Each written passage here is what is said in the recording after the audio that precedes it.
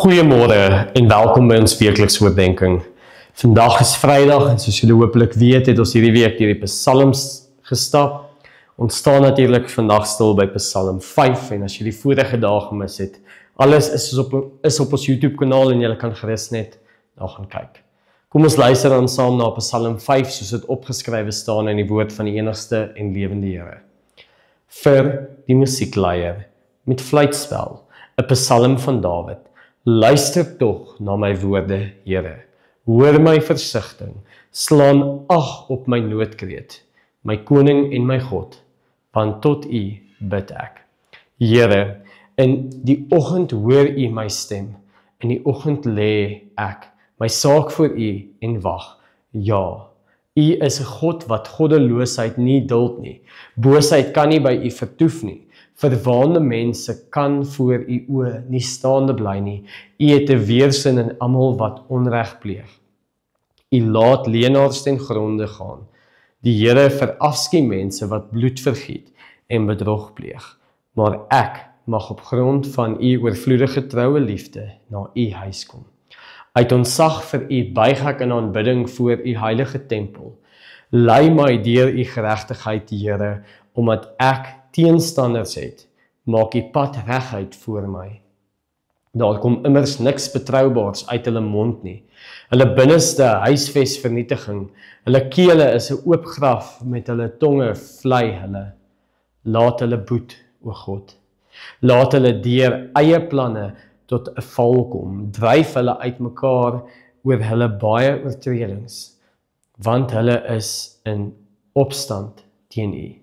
Maar laat almal wat by U skuil bly wees. Laat hulle vir altyd juig en versprei U beskerming oor hulle. Laat die wat U naam liefhet oor die jubel, want U, Here, U seën die regverdige, soos 'n skild omring U hom met welwillendheid. Tot sover dan die woord van die enigste en lewende Here. Psalm 5 bou eintlik op die vorige psalms met 'n versigtiging. Dit slaan ag op die noodkrede wat ons in die vorige psalms gehoor het. Soos die vorige psalms is Dawid ook in 'n moeilike plek. Hy is desperaat en wil hê dat God hom moet hoor. En Dawid weet dat God sy stem hoor, maar dit wys vir ons ook iets oor die egtheid van die verhouding wat hy met God het. Ons is soms ook soos Dawid. Ons het 'n innerlike stryd. God hoor ons regtig, maar voel dit so? Of voel dit baie keer asof ons teen 'n dak vasbyt? Voel dit baie keer asof ons nie om kan voel nie? Ons weet ons harte bedrieg ons soms, en dit laat ons soms voel asof God nie daar is nie, maar ons kan weet God is waar. Jeremia 17 vers 9 leer ons immer, dat die hart is bedriegliker as alles. Dit is ongeneeslik, wie kan die hart verstaan? En dit is so dat ons hart ook soms ons mislei. Ons emosies kry die beter van ons. Maar ons kan weet dat dit nie waar is nie. Al voel dit nie asof God daar is nie, ons weet hy is. Ja, ons is mense met emosies, maar ons emosies hoef nie ons geloof te bepaal nie.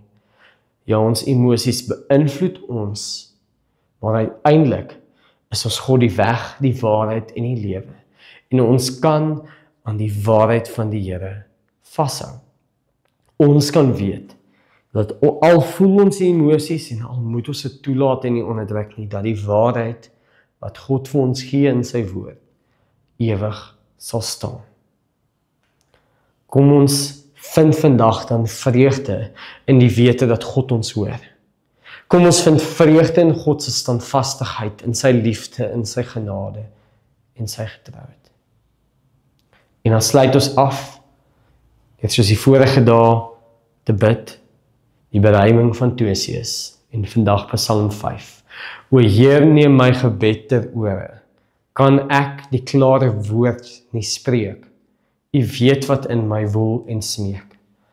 My sigte as spraak nog ongebore is nie verlore.